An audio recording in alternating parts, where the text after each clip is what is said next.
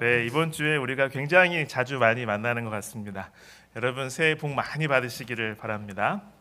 히브리서 13장 21절에 보니까 이 새해에 걸맞는 좋은 성경 말씀이 있어서 이것으로 인사를 대신합니다.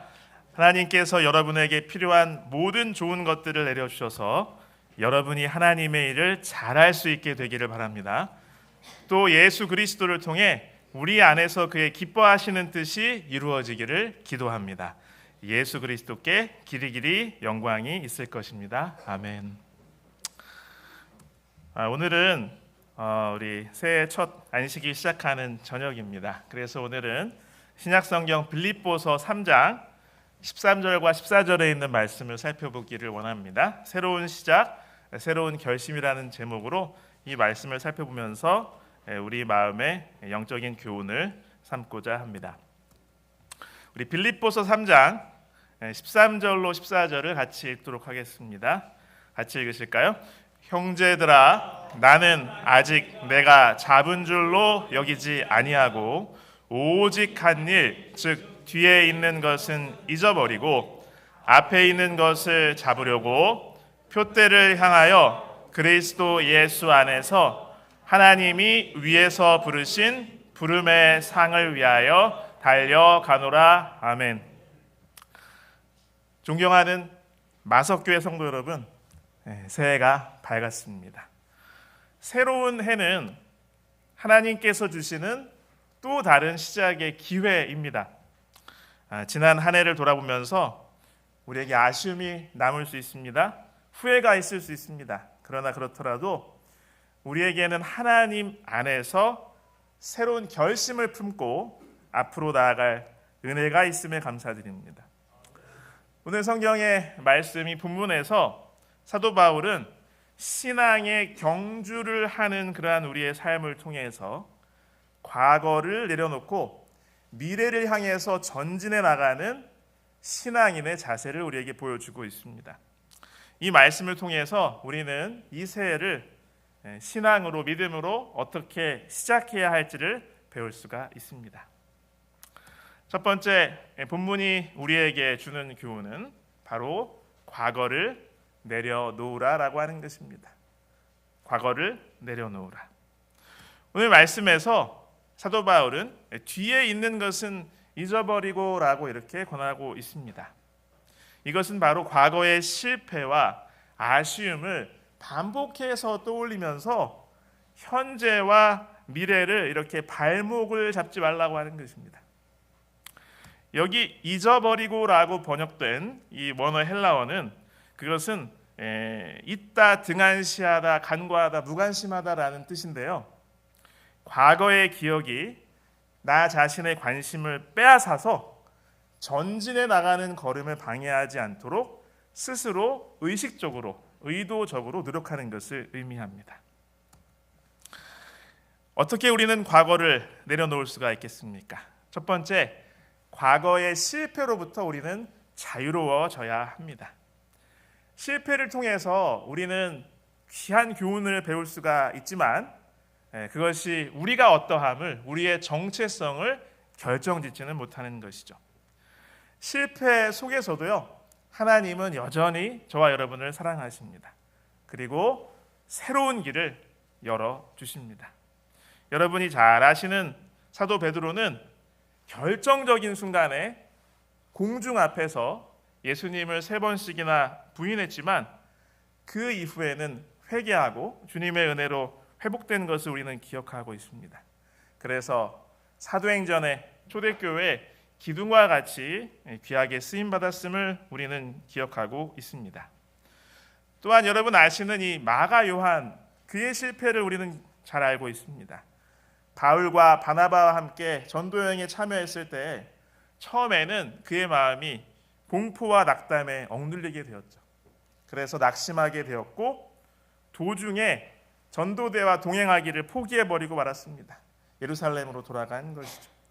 그래서 이것 때문에 나중에 바울이 자기 일행에 마가를 배제하는 이 건으로 인해서 이 바나바도 심하게 다투는 그러한 사태까지 벌어졌죠. 그러나 하나님의 복과 이 바나바의 아주 현명한 훈련 가운데 마가는 쓸모 있는 일꾼으로 자라난 것을 우리는 확인할 수가 있습니다. 그래서 바울은 후에 마가를 영접하고 화해하였고요, 동역자로 인정해 주었습니다. 그래서 골로새서 4장 11절에 보면요, 바울은 마가를 일컬어서 하나님 나라를 위한 동역자요 나의 위로라고 골로새 성도들에게 추천하기까지 했습니다. 그리고 사도 바울은 그가 죽기 얼마 전에 이 마가 요한에 대해서 말하기를 디모데후서 4장 11절에 자기의 일에 유익한 사람이다라고 이렇게 평가하였습니다. 그리고 우리가 아시듯이 마침내 하나님께 정말 귀하게 쓰임을 받게 되었죠.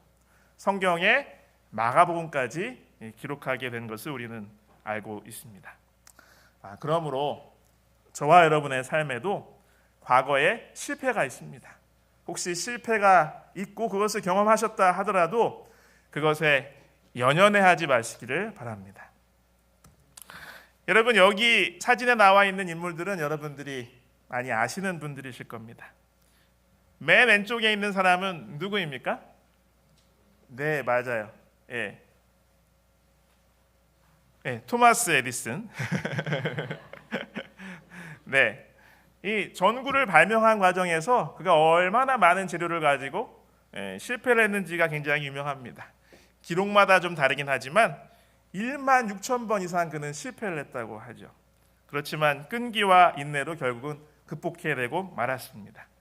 그래서 그는 모든 실패의 그 경험을 내가 배우는 기회로 삼았다고 하는 것을 이렇게 고백한 적이 있어요.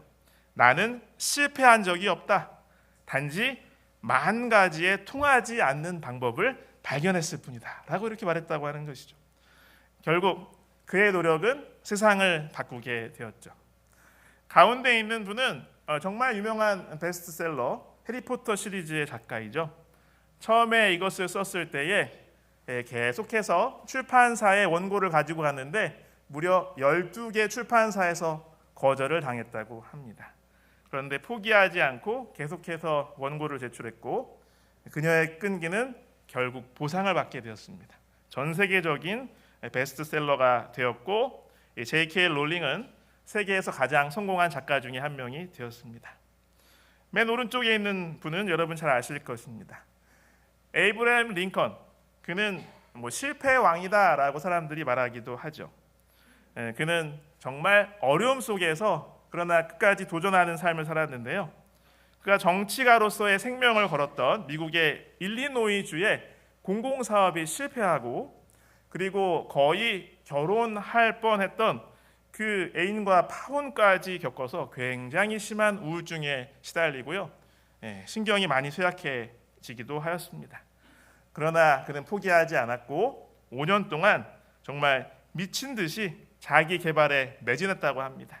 독서, 학습, 그리고 변호사 일에 열정을 쏟았습니다. 결국 우울증을 극복하고 정치계에 다시 복귀했고 마침내 미국의 대통령이 되었고 미국 사람들이 가장 존경하는 많은 업적을 남기게 되었죠. 이 새로운 사실을 제가 이렇게 발견하게 되었는데 나사, 즉 미국 항공우주국에서는요, 우주 비행사를 선발할 때에 그 지원자의 그 이력 중에 실패한 경험이 있는지 없는지를 굉장히 중요하게 생각한다고 하는 것입니다. 왜냐하면 실패를 경험하고 그것을 극복한 사람이 어려운 상황을 만나더라도 문제를 해결할 능력이 높다고 판단하기 때문에 그렇다고 하는 것이죠. 그래서 예전에 그 유명한 아폴로 11호 우주 비행사 선발 할 때에도 이러한 기준으로 비행사를 뽑았다고 합니다. 그리고 특별히 그 조직 내에서 실패를 두려워하지 않고 도전하는 것을 하나의 그 문화로서 장려해서 그 일들을 하고 있다고 이야기를 하는 것입니다. 여기 로마서 8장 28절 말씀 여러분 잘 아시죠? 같이 읽겠습니다. 우리가 알거니와 하나님을 사랑하는 자 곧 그의 뜻대로 부르심을 입은 자들에게는 모든 것이 합력하여 선을 이루느니라. 아멘. 우리가 실패를 더 큰 성공으로 바꿔주시는 주님을 진실하게 의지한다면 이 말씀처럼 나에게 일어난 모든 일이 나쁜 일이라 할지라도 결국에는 하나님의 섭리 아래서 선을 이루는 유익한 일이 될 것을 믿습니다. 과거를 내려놓는 방법, 바로 과거의 성공에 안주해서도 안 되겠습니다. 과거의 성공에 안주하면 안 됩니다. 과거의 성취에 만족하면서 멈춰서 있는 것은 믿음의 성장을 가로막게 되죠. 하나님께서는 우리가 매일매일 자라나서 믿음의 도약을 이루기를 원하십니다. 여러분, 이 솔로몬처럼 그의 사역 초기부터 엄청난 성공을 거둔 사람도 드물 것입니다. 주변 모든 사람의 부러움을 샀죠. 지식이면 지식, 지혜면 지혜, 권력이면 권력, 돈이면 돈, 게다가 엄청난 인기까지 세상 사람들이 갖고 싶어하는 이 모든 것을 한 몸에 누린 사람이었죠. 그러나 우리가 알듯이 느헤미야 13장 26절의 말씀을 보면요, 또 이르기를 옛적에 이스라엘 왕 솔로몬이 이 일로 범죄하지 아니하였느냐. 그는 많은 나라 중에 비길 왕이 없이 하나님의 사랑을 입은 자라. 하나님이 그를 왕으로 삼아 온 이스라엘을 다스리게 하셨으나 이방 여인이 그를 범죄하게 하였나니. 하나님께서 하지 말라는 것들을 나는 괜찮겠지 하는 마음을 가졌는지 거침없이 하더니 결국 정략 결혼이 그를 파멸시키고 말았습니다. 그래서 열왕기상 11장 6절로 7절에 보면요, 솔로몬이 여호와의 눈앞에서 악을 행하였다고 이야기합니다. 그래서 모압에 가증한 그 이방신 우상 그모스를 위해서 예루살렘 앞 산당을 짓고, 또 암몬 자손에 가증한 몰록을 위하여 그와 같이 하고, 이러한 일들을 벌였죠. 결국은 그 이방신 자녀를 불에 지나가게 하는 가증한 일까지 하게 되는 것이죠. 그래서 온 나라의 우상 숭배가 점점 퍼지게 되었고, 또한 여러 가지 그 계속된 그 동원 이 건축 사업 때문에 백성들은 이 가혹한 노역으로 인해서 불만이 많아지게 되었고 반역을 하게 되었습니다. 아시다시피 그의 사후에 나라는 두 쪽이 나버리고 말았습니다. 백성의 대부분인 북방 이스라엘은 결국 신앙적으로 완전히 실패하게 되었고 국가와 혈통 자체가 나중에 거의 사라지게 되었던 것이죠. 여러분, 과거의 성공에 안주하지 마시기를 바랍니다. 새해를 맞아서 새로운 결심, 과거를 내려놓게 되시기를 간절히 바랍니다. 고린도후서 5장 17절, 그런즉 누구든지 그리스도 안에 있으면 새로운 피조물이라 이전 것은 지나갔으니 보라 새 것이 되었도다. 이것이 저와 여러분에게 이루어지기를 원합니다. 고린도후서 4장 16절 같이 읽겠습니다. 그러므로 우리가 낙심하지 아니하노니 우리의 겉사람은 낡아지나 우리의 속사람은 날로 새로워지도다. 아멘. 성령 하나님의 은혜로 이것이 바울의 고백일 뿐만 아니라 저와 여러분과 여러분 가족의 고백이 되기를 바랍니다. 오늘 본문의 말씀은 또한 우리에게 미래를 향해서 전진하라라고 권면하고 있습니다. 여기 바울은 빌립보서 3장 13절에서 이야기하기를 오직 한 일, 앞에 있는 것을 잡으려고 간다라고 이렇게 이야기를 합니다.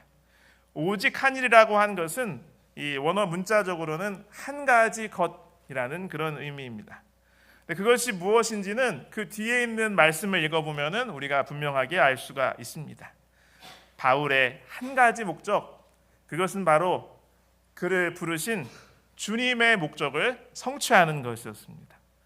그래서 그는 인생의 목표를 여러 개로 나누는 그러한 것을 하지 않았습니다. 그는 이 생에서의 부라든지 명예라든지 그리고 내세에서의 영원한 구원과 면류관을 이쪽과 저쪽을 동시에 추구하려고 하지 않았습니다. 그가 한 가지 목적을 가지고 인생을 살아갔을 때 그의 영성과 믿음과 그런 모든 것이 깊어지고 그의 사역은 풍성한 열매를 맺게 되었습니다. 여기 잡으려고라고 하는 그 말은 원어에 내밀다, 내뻗다라고 이렇게 그런 뜻이 있는 말이라고 합니다. 바울은 앞에 있는 것을 잡으려고 전진해 나간다고 그렇게 이야기를 하고 있습니다. 이것은 바로 믿음의 목표를 바라보고 적극적으로 앞으로 달려가는 도전을 의미한다고 볼 수가 있습니다. 어떻게 우리는 미래를 향해서 나갈 수가 있을까요? 그것은 바로 하나님께서 주신 비전과 사명을 붙들라고 하는 것입니다. 하나님께서는 우리 각 사람에게 다 사명을 주시고 또 목적을 주셨습니다. 우리는 주의 제자로서 가장 중요한 사명을 많이 알고 있습니다. 베드로전서 2장 9절에 있는 말씀 여러분이 잘 아시다시피 우리는 택하신 족속입니다. 왕 같은 제사장입니다. 거룩한 나라이고 하나님의 소유가 된 백성입니다. 그 이유는 우리를 어두운 데서 불러내셔서 하나님의 기이한 구원의 빛에 생명의 빛에 들어가게 하신 이의 아름다운 덕을 선포하게 하려 하심입니다. 주님의 아름다운 덕을 널리 선포하는 일에 열심을 다하시는 그러한 우리의 일년이 되기를 소망합니다. 마가복음 16장 15절 16절 많이 아시죠? 같이 한번 읽어보겠습니다. 또 이르시되 너희는 온 천하에 다니며 만민에게 복음을 전파하라.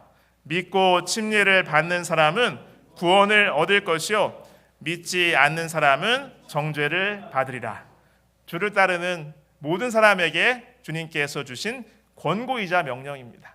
이 사명을 충실하게 실행하시는 제가 되고 여러분 되시길 간절히 바랍니다. 그런데 하나님께서는 우리 각자가 얼굴과 특징과 형편이 다르듯 우리에게 또 다른 사명, 또 독특한 그러한 비전도 주셨습니다. 그래서 올해 하나님께서 나를 통해서 이뤄가시고자 하는 그것이 무엇인지 우리가 진실한 기도를 통해서 묻고 발견하시는 이 새해의 첫 달이 되었으면 참 좋겠습니다. 그래서 성경은 이야기하죠. 우리 각자에게 성령 하나님께서 우리 각자에게 개인에게 꼭 맞는 독특한 선물을 주셨다고 하는 것이죠. 고린도전서 12장 4절로 6절에 있는 말씀에 보시면 은사는 여러 가지나 성령은 같고 직분은 여러 가지나 주는 같으며 또 사역은 여러 가지나 모든 것을 모든 사람 가운데서 이루시는 하나님은 같으니. 그러니까 지금 옆에 앉아있는 분과 여러분이 하나님께 성령의 선물 같은 똑같은 선물을 받았을까요? 다른 선물을 받았을까요? 다른 선물을, 조금은 특색 있는 선물을 받았다고 이해하는 것이 바를 것입니다. 그러면서 이 이후에 우리가 아시듯이 바로 8절부터 시작해서 어떤 사람에게는 또 어떤 사람에게는 하면서 다양한 은사를 이야기하고 있습니다. 우리의 마음에 이 시간에 이 주에 또 이 달에 하나님께서 나에게 주신 그 은사를 깨닫게 해주시라고, 성령 하나님께서 깨닫게 해주시라고 이렇게 간절하게 기도하는 그 시간이 되었으면 좋겠습니다. 그리고 성령 하나님께서 나에게 주신, 하나님께서 주신 은사를 더 풍성하게 내려달라고 기도했으면 좋겠습니다. 그리고 올 한 해가 다 지나가기 전에 이 한 해의 벽두에 기왕이면 빠른 시간에 바로 주께서 나에게 주신 은사를 활용할 수 있는 기회를 열어주시라고, 그것을 보여주시라고, 그것을 위해서 함께 기도하면 참 좋겠습니다. 미래를 향해서 나가는 것, 그것은 바로 믿음의 도전을 시작하는 것입니다. 여기 마가복음 9장 23절에는 예수께서 이르시되 할 수 있거든이 무슨 말이냐? 믿는 자에게는 능히 하지 못할 일이 없느니라 하시니. 우리는 우리의 힘과 경험과 지혜로만 살아가는 사람이 결코 아닙니다. 우리 주님께서 나와 함께 하시고 나를 인도하십니다. 주님을 의지할 때 모든 것은 가능합니다. 그래서 빌립보서 4장 13절 같이 읽겠습니다. 내게 능력 주시는 자 안에서 내가 모든 것을 할 수 있느니라. 아멘. 이 말씀은 진리입니다. 요한일서 5장 4절 무릇 하나님께로부터 난 자마다 세상을 이기느니라. 세상을 이기는 승리는 이것이니 우리의 믿음입니다. 올 한 해 우리가 믿음을 실천하고 믿음을 활용하게 되기를 원합니다. 그래서 저와 여러분이 세상을 이기는 이 말씀을 성취하기를 원합니다. 새로운 한 해를 시작하면서요, 신앙적으로 내가 자라날 수 있는 구체적인 목표를 세우시기 바랍니다. 이미 세우셔서 실천하고 계신 분들이 많으실 줄로 압니다. 예를 들어서 매일 성경 말씀을 내가 정한 분량 꾸준하게 읽으면서 그것을 묵상하고 적용하는 것, 그 다음에 정기적으로 충분한 기도 시간을 확보해가지고 하나님과 기도로 교제하는 것, 그리고 봉사하고 전도하는 그러한 계획, 이러한 것을 구체적으로 목표를 세우시면 참 좋겠습니다. 사도 바울은 분명한 목표를 가지고 추구하는 삶을 살았음을 우리는 확인할 수 있습니다. 고린도전서 9장 25절로 26절에 있는 말씀에 보시면 이기기를 다투는 자마다 모든 일에 절제하나니 그들은 썩을 승리자의 관을 얻고자 하되 우리는 썩지 아니할 것을 얻고자 하노라. 26절에 그러므로 나는 다름질하기를 향방 없는 것 같이 아니하고 싸우기를 허공을 치는 것 같이 아니하며라고 말했습니다. 정확한 방향, 방법, 목표 이러한 것들을 정해놓고서 그의 사명을 이루어갔다고 하는 것이죠. 인생을 걸어가고 전진했다고 하는 것입니다. 지혜가 무한하신 우리 주님께서 여러분, 저와 여러분 모두에게 올 한 해 인생과 나의 삶에, 나의 사역에 분명한 목표를 보여주시는 1월이 되기를 간절히 소망합니다. 우리가 좋아하는 우리 생애예비 정노회 계단에는요, 날마다 내 삶의 목표를 바르게 이렇게 조정하는 법이 나와 있더라고요. 우리가 예수님을 따른다고 하는 것은 가장 기본적인 삶의 태도가 내 마음대로 살아가지 않는다는 거잖아요. 내 뜻대로 하지 않는다고 하는 것이잖아요. 하나님께 의논하고 하나님께 기도하고 하나님의 뜻에 순종한다고 하는 것이잖아요. 여기 이렇게 이야기하고 있습니다. 매일 아침 그날 하루를 위하여 하나님께 그대 자신을 드려라. 그대의 모든 계획을 그분께 맡기라.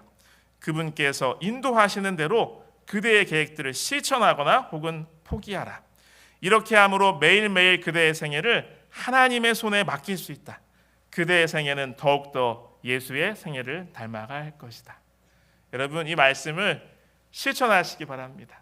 이미 실천하셨다면 더 꾸준하게, 더 충실하게 실천하시기 바랍니다. 그래서 우리의 목표가 주님의 목표를 향해서 주님의 목표와 같아지기를 원합니다.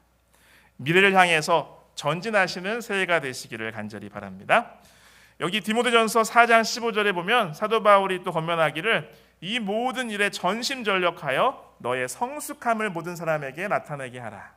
이것을 우리가 많이 하는 개역 한글판에는 너의 진보, 네가 자라나고 전진하고 나아지고 있다는 것을 드러나게 하십시오. 너의 진보를 나타나게 하라. 이렇게 되어 있습니다. 그 다음에 베드로후서 3장 18절에도 우리가 자라나야 됨을 이야기합니다. 오직 우리 주 곧 구주 예수 그리스도의 은혜와 그를 아는 지식에서 자라가라. 미래를 향해서 발전하고 향상하고 자라나게 되시기를 바랍니다. 잠언 4장 18절 많이 아시죠? 같이 읽겠습니다. 의인의 길은 돋는 햇살 같아서 크게 빛나 한낮에 광명에 이르거니와. 이것이 우리의 개인의 신앙의 올 한 해의 모습이 되고 우리 교회 사역의 모습이 되고 여러분 가정의 모습이 되기를 간절히 소망합니다. 세 번째 마지막입니다. 오늘의 본문은 이야기하기를 그리스도를 바라보면서 끝까지 달리라 라고 우리에게 영적인 교훈을 호소하고 있습니다. 우리 본문의 말씀 14절에 보면 표대를 향하여 그리스도 예수 안에서 하나님이 위에서 부르신 부름의 상을 위하여 달려가노라 라고 이렇게 이야기하고 있습니다. 마지막으로 바울은 이 표대를 향해서 달려간다고 이렇게 말합니다. 이것은 무엇이냐면 우리의 신앙의 경주의 궁극적인 목표는 예수 그리스도 안에서 우리를 부르신 하나님의 부르심의 상을 받는 것임을 이야기하고 있습니다. 여기 표대라는 말은 원어의 스쿠포스라는 단어라고 해요. 그런데 놀랍게도 두 가지 뜻이 있습니다. 하나는 감독, 어떤 사람을 말하는 것이에요. 그래서 감시자, 보초, 정탐꾼을 뜻하는 말이기도 하고 이 본문의 쓰임새처럼 표적이라는 뜻으로도 사용되는 단어라고 하는 것입니다. 이 단어가 어떤 사람을 가리키는 의미가 있다는 것이 이 앞뒤의 내용을 보면 저는 굉장히 의미심장하다고 생각이 되었습니다. 그리고 이 표대를 향하여라는 이 말은 문자적으로는 표대를 똑바로 쳐다보고라는 뜻이라고 합니다. 그것은 경주하는 이 선수가, 경주자가 달려가고 있는 그 레이스, 그 경주에 주의를 집중시키는 것이 중요함을 강조하는 그런 말이라고 합니다. 그래서 사도 바울이 인생의 목표 표대이신 예수 그리스도만을 바라보고 인생의 경주, 신앙의 경주를 하고 있음을 묘사하고 있다고 하는 것이죠. 어떻게 우리는 그렇게 나갈 수 있을까요? 첫 번째, 무엇보다도 그리스도께 초점을 맞추라고 하는 것입니다. 세상에는요, 우리가 이 신앙생활, 신앙의 경주를 하는 것을 방해하는 많은 시험, 많은 유혹이 있는 것을 우리는 너무나 잘 알고 있습니다. 그러나 우리의 시선을 하나님께, 우리의 주님께 고정할 때는 우리는 흔들리지 않고 나아가고 있습니다. 마치 우리가 아시듯이 마태복음 14장 30절에서 주님의 명령으로 베드로가 이 물 위를 걸어간 그 장면을 기억하십니다. 그때에 베드로가 예수님을 쳐다보지 않고 바람을 보았더니 무서워하게 되었고 물에 빠지게 된 것을 우리는 기억합니다. 그와 같이 우리의 시선이 이 세상의 바람, 유혹의 바람, 핍박의 바람, 이러한 것들을 돌아보게 되면 우리의 신앙도 베드로의 경험처럼 물에 빠져서 허우적거리면서 죽음의 위기를 겪게 될 수도 있는 것이죠. 여기 히브리서 12장 2절, 그러므로 사도 바울은 다시 한번 우리에게 강조합니다. 같이 읽겠습니다. 믿음의 주요 또 온전하게 하시는 이인 예수를 바라보자. 아멘. 그렇습니다. 부조와 선지자에 보면 바라봄으로 변화되는 것이 인간의 마음의 법칙이다라고 영감적으로 우리에게 알려주고 있습니다. 또한 시대의 소망에는 믿음의 눈으로 예수를 항상 바라봄으로써 우리는 힘을 얻게 될 것이다 라고 이렇게 이야기하고 있습니다. 우리가 무엇을 생각하고 무엇을 목표로 삼고 무엇을 주목하고 많이 생각해야 되느냐, 집중해야 되느냐를 이야기하고 있는 것이죠. 누가복음 9장 36절의 말씀처럼 소리가 그침에 오직 예수만 보이더라. 우리의 삶에서 오직 예수만 보이더라. 이 말씀이 그대로 이루어지기를 간절히 바랍니다. 그리고 끝까지 인내하며 달려가는 것입니다. 신앙의 경주는 마치 마라톤 경기와도 같죠. 지칠 때도 있습니다. 그렇지만 꾸준하게 앞으로 나가고 걸음을 내딛고 달려나가면은 하나님의 은혜로 승리할 수가 있습니다. 여기 히브리서 12장 1절에 성경은 이야기하기를 우리는 모든 구름과 같은 허다한 증인들이 있는데 모든 무거운 것과 얽매이기 쉬운 죄를 벗어버리고 인내로서 우리 앞에 당한 경주를 경주해야 된다라고 이야기합니다. 인내가 필요한 것입니다. 여기 히브리서 10장 36절에 있는 말씀입니다. 같이 읽으시겠습니다. 너희에게 인내가 필요함은 너희가 하나님의 뜻을 행한 후에 약속하신 것을 받기 위함이라. 아멘. 하나님의 뜻을 행한 후에 하나님께서 약속하신 것을 받으려면 뭐가 필요하다고요? 인내가 필요하다고 하는 것입니다. 어려운 상황이라 할지라도 포기하지 마시고 하나님의 약속을 믿고 끝까지 나아가기를, 그러한 은혜와 그러한 결단과 실천을 주시기를 기도하는 저와 여러분 되시길 간절히 바랍니다. 여기 갈라디아서 6장 9절에도 우리가 선을 행하되 낙심하지 말지니 포기하지 아니하면 때가 이름에 거두리라. 우리가 하나님을 따라서 충실하게 그 명령을 따라가고 개인적인 것이나 사역이나 우리의 사회생활이나 모든 영역에서 낙심하지 말고 포기하지 않으면 하나님의 때에 풍성한 열매를 우리에게 주신다고 하는 것입니다. 여기 야고보서 5장 7절로 8절을 제가 읽겠습니다. 그러므로 형제들아 주께서 강림하시기까지 길이 참으라. 주님의 재림을 바라보면서 우리가 해야 될 것은, 실천해야 될 것은 길이 참으라라고 이렇게 권면합니다. 보라, 농부가 땅에서 나는 귀한 열매를 바라고 길이 참아 이른 비와 늦은 비를 기다리나니 너희도 길이 참고 마음을 굳건하게 하라. 주의 강림이 가까우니라. 주님의 재림이 임박했잖아요. 한 해도 가까워졌잖아요. 이때 우리가 실천해야 될 것은 길이 참으라. 이것을 3번 강조하고 있습니다. 여기 요한계시록 14장 12절 말씀 같이 읽겠습니다. 성도들의 인내가 여기 있나니 그들은 하나님의 계명과 예수에 대한 믿음을 지키는 자니라. 아멘. 여기서 말하는 이 사람이 누구예요? 저와 여러분 자신이잖아요. 그렇죠? 하나님의 계명과 예수에 대한 믿음을 지키는데 그들의 인내가 필요하다. 인내가 필요한 때가 마지막 때이다라고 이야기하고 있습니다. 자, 여러분, 이 사람 누굽니까? 좀 나이가 지긋하신 분들 다 아시죠? 전 국가대표 축구 선수 골키퍼 이훈재입니다. 2002년부터 2009년까지 대한민국 축구 국가대표팀 부동의 넘버원 골키퍼였습니다. 그리고 역대로 따져봤을 때 많은 사람들이 평하기를 대한민국 역사상 최고의 골키퍼로 일컬어진다라고 이렇게 이야기합니다. 그런데 지금은 이제 축구 선수는 은퇴를 했고요. 현재 이 축구 지도자로서 베트남 축구 국가대표팀의 골키퍼 코치를 맡고 있다고 합니다. 지금은 이런 모습이라고 합니다. 저랑 좀 닮은 것 같기도 하고.